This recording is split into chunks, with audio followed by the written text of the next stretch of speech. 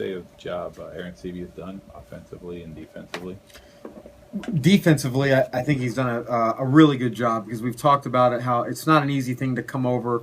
I mean, this is a guy that was a starting catcher, established major league catcher in this division. But saying all that, it's not easy to come over to new staff and learn kind of everybody on the go.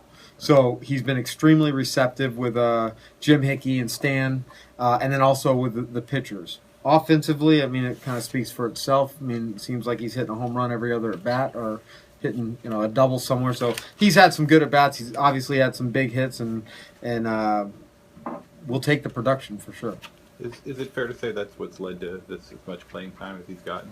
Yeah, I mean, the combination of both. I mean, the priority is to make sure that he can handle his staff, Right. and the offense is a bonus. But we prioritize getting our pitchers through innings and games, and he's done that. And then with the way he swung the bat, that helps kind of solidify some of those decisions. He was a guy you were interested in the offseason too, right? Yeah, very much. We spent some time talking to him and trying to persuade. Obviously, that shows how I'm not very good at persuading guys to get over here. He made a decision about 3 months later to come over, but we're lucky that he finally got here. So somebody else had to close the deal? Yeah, the Orioles. How much closer do you pay attention to that particular position, knowing that was your position? The catching position? Not too much, really. I mean, because I think that we trust each other so much with what we do.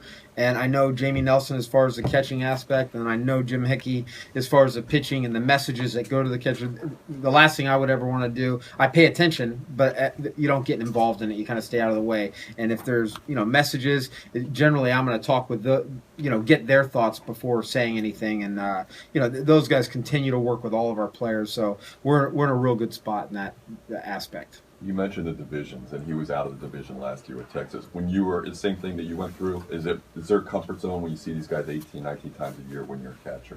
Yeah, I definitely think that. I mean, it's a benefit, but it can hurt you because those hitters see the pitchers, that much more often, especially the relievers and even the starters, like we talked about with Arch. But you're able to log more in your memory bank and how to attack certain guys, and I think that is definitely a benefit. We're going to find out real quick when we play Toronto also. So we'll see how much he remembers.